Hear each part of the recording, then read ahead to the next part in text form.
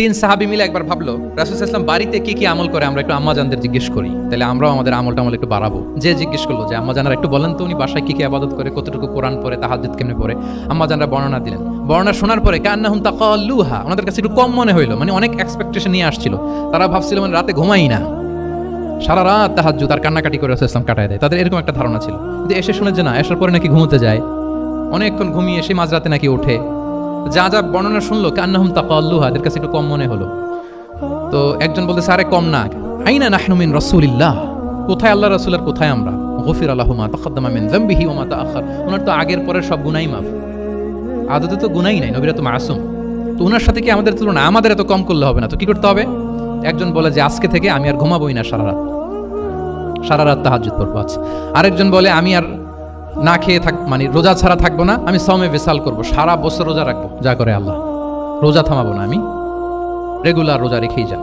আচ্ছা, আরেকজন বলে আমি আর আমার স্ত্রীদের কাছেই যাব না, আমি সন্ন্যাসী জীবন নিয়ে নিলাম, আমি সন্ন্যাসী থাকবো, স্ত্রীদের সাথে মেলামেশাতে এই আমি যাব না, আমি এটা থেকে বিরত থাকবো। এই কথা যখন রাসূল সাল্লাল্লাহু আলাইহি ওয়াসাল্লামের কানে গেল, রাসূল সাল্লাল্লাহু আলাইহি ওয়াসাল্লাম রেগে গেলেন। রেগে গিয়ে সাহাবীদেরকে জড়ো করলেন। জড়ো করে তিনি বলতে আরম্ভ করলেন, আনতুমুল্লাযীনা কুলতুম কাযা ওয়া কাযা, আচ্ছা তোমাদের মধ্যে কে কে নাকি এরকম বলছে। সুবহানাল্লাহ। তিনি বলতে পারতেন এই আব্দুল্লাহ স্ট্যান্ড আপ, দাঁড়াও, আব্দুর রহিম দাঁড়াও, এই আব্দুল সাত্তার তুমি নাকি বলছো যে সারা রাত, এটা একটা কথা বললা তুমি নাকি বলছো যে সারা বছর রোজা, এটা তুমি কি কথা বলতো, ভুল কাজ করছো, এটাও জানো না তুমি নাকি বলছো স্ত্রীদের সাথে মিশবে না। এরকম যদি Abdullah, Abdur Rahman, just for example, এইভাবে দাঁড় করিয়ে যদি নাম ধরে ধরে বলতেন, ওনারা সাহাবীদের সামনে লজ্জিত হতেন না? না। আনতুমুল্লাযীনা কুলতুম কাযা ওয়া কাযা, এটাই রাসূল সাল্লাল্লাহু আলাইহি ওয়াসাল্লামের কাউকে কারেক্ট করার, তাসহিহ করার অভ্যেস ছিল। তোমাদের মধ্যে কেউ নাকি এমনটা বলে, তোমাদের মধ্যে কেউ নাকি এমনটা করে। কই আমি তো রাতে ঘুমাই আবার সালাত পড়ি, কই আমি তো রোজা রাখি সোম বৃহস্পতি, বাকি দিনগুলোতে খাই, কই আমি তো আমার স্ত্রীদের সাথে মেলামেশা করি।